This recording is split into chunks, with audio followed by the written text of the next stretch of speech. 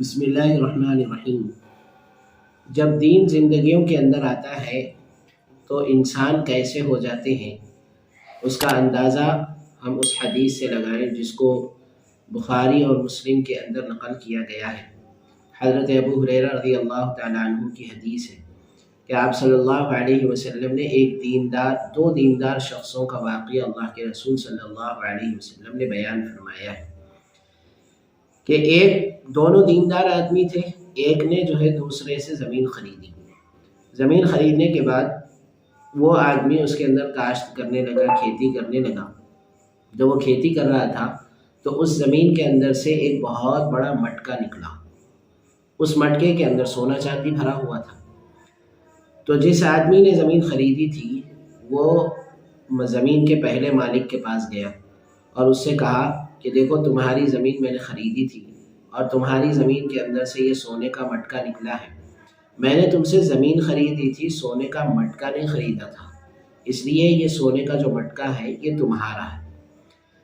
تو وہ جو پہلا مالک تھا اس نے کہا کہ نہیں، میں نے تم کو زمین بیچ دی تھی، اب زمین تمہاری ہے تو زمین کے اندر جتنی بھی چیزیں نکلیں گی وہ ساری کی ساری چیزیں بھی تمہاری ہوں گی۔ اب دونوں کے بیچ میں آپس میں جھگڑا ہونے لگا۔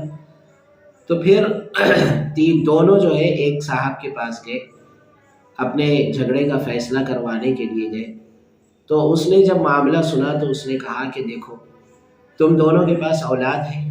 تو ایک نے کہا کہ ہاں میرے پاس ایک لڑکا ہے، میرا ایک لڑکا ہے۔ دوسرے نے کہا کہ میری لڑکی ہے اور دونوں شادی کے قابل ہیں۔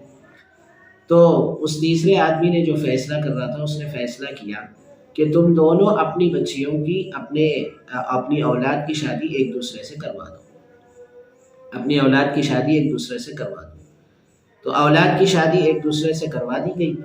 تو یہ جو سونے کا مٹکا نکلا تھا اور اس کے اندر جو سونا اور چاندی وغیرہ تھا وہ دونوں کے درمیان میں تقسیم ہو گیا۔ تو اس طرح سے دونوں کو وہ سونے کا مال حاصل ہو گیا۔